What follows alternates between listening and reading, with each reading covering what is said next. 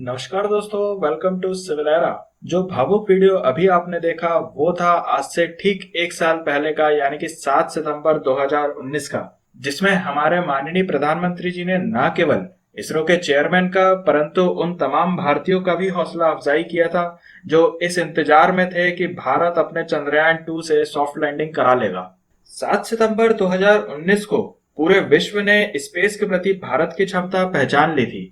दोस्तों, आज जब मैं ये लेक्चर रिकॉर्ड कर रहा हूँ, यानी कि चंद्रयान 2 के ठीक एक साल बाद 7 सितंबर 2020 को हमारे honourable minister of state doctor Jitendra Singh का एक बयान आया कि Chandrayaan 3 is likely to be launched in early 2021, यानी कि 2021 में चंद्रयान 3 को लॉन्च किया जा सकता है विद अ सेम ऑर्बिटर।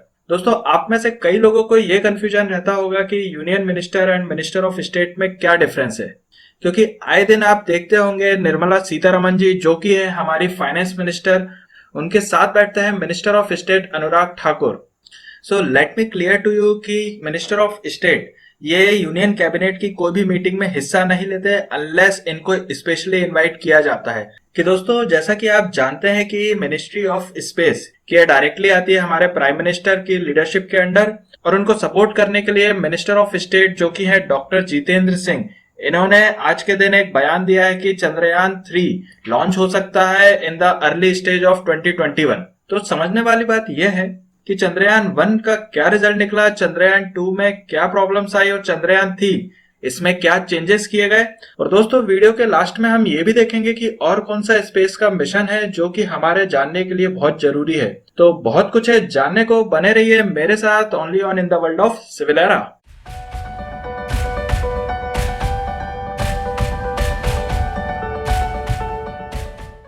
तो आइए क्रोनोलॉजिकली जानते हैं भारत के चंद्रयान मिशंस के बारे में। यानी कि पहले आता है चंद्रयान 1। चंद्रयान 1 को लॉन्च किया गया 22 अक्टूबर 2008 को under the prime ministership of doctor Manmohan Singh.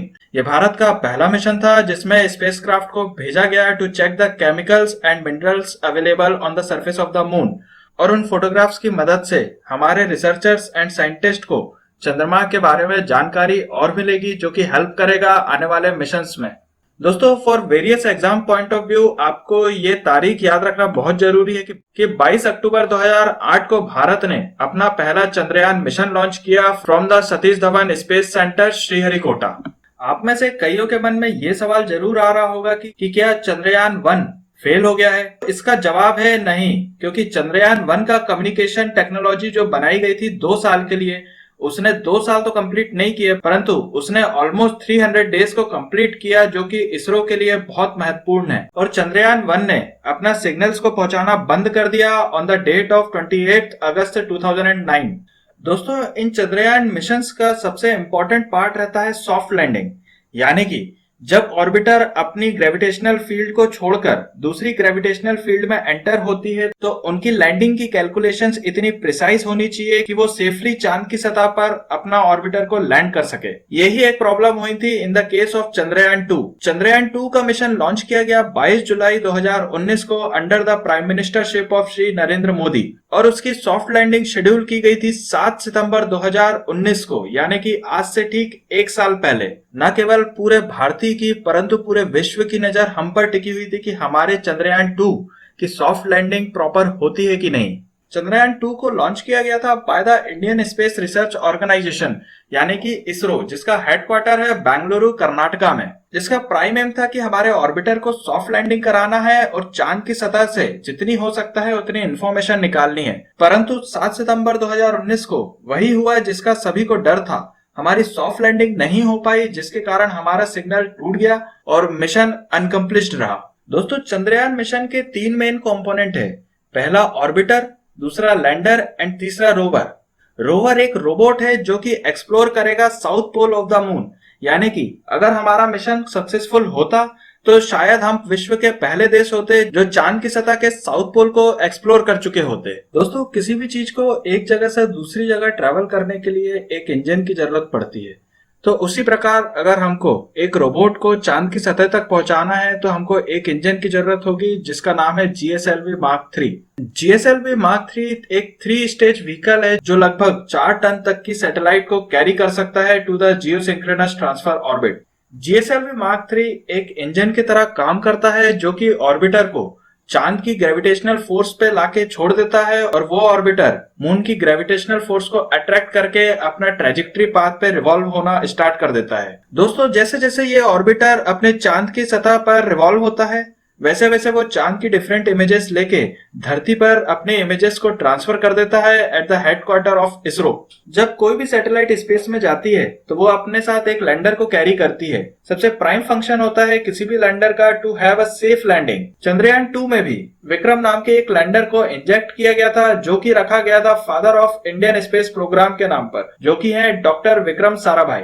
दोस्तों जो थर्ड मोस्ट इंपोर्टेंट कंपोनेंट है चंद्रयान 2 मिशन का वो है रोवर, जिसको नाम दिया गया था प्रज्ञान, यानी कि who is best in his judgement. Pragyan नाम का रोबोट चांद की सतह पर सेफली ट्रेवल करेगा और हमको चांद की सतह पर डिफरेंट केमिकल्स, मिनरल्स और वाटर की खोज कर ये इन्फॉर्मेशन देगा कि यहाँ पे लाइफ एग्जिस्ट करती है कि नहीं। प्रज्ञान नाम का रोवर जो कि एक पूरा सोलर एम्पावर्ड है, यानी कि उसको चलने के लिए कोई बैटरी की जरूरत नहीं है, वो चांद पर अपनी सोलर एनर्जी के थ्रू ऑपरेट कर सकता है और इसकी स्पीड है 0.1 to 1 सेंटीमीटर पर सेकंड, यानी कि कोई भी इंफॉर्मेशन जो चांद की सतह पर है वो इजीली ट्रांसमिट कर सकता है टू द अर्थ। दोस्तों ये टाइम्स ऑफ इंडिया का आर्टिकल है जिसमें डॉक्टर जितेंद्र सिंह जो कि मिनिस्ट्री ऑफ स्टेट संभालते हैं, उन्होंने ये डिक्लेयर किया है कि Chandrayaan 3 can be launched in the early 2021।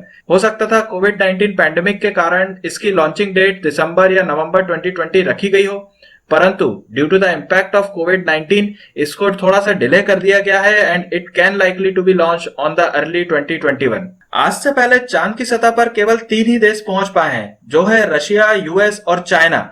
अगर हम चांद की सरफेस तक पहुंचने में कामयाब हो जाते हैं तो India will be the first country जो कि सदर्न पोल को एक्सप्लोर करेगा ऑफ द मून।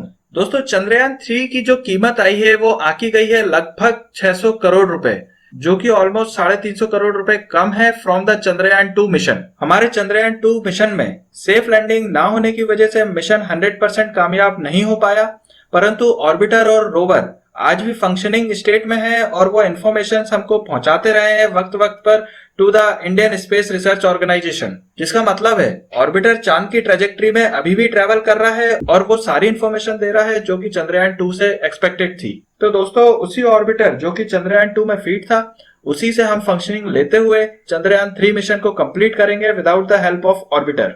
यही एक कारण है जिसमें चंद्रयान 3 मिशन की कॉस्ट 350 करोड़ रुपए कम आकी गई है।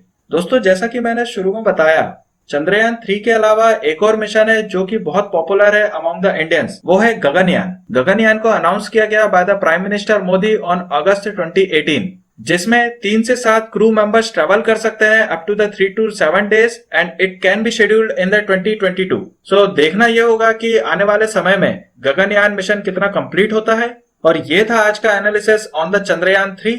मैं उम्मीद करता हूं कि आज के इस लेक्चर से आपको बहुत कुछ सीखने मिला होगा। अगर हाँ तो please show your love by subscribing us and press the bell icon. अगर आप में से कोई भी लोग कोई सजेशन, कोई टॉपिक सजेस्ट करना चाहते हैं for the team civil era, तो आप अपना सजेशन कमेंट बॉक्स में जरूर बताएं। आप हमको फॉलो भी कर सकते हैं in the Facebook and Instagram pages. मैं आशा करता हूं कि आप हमारे साथ बने रहेंगे for the further lectures. Till then stay safe, stay educated.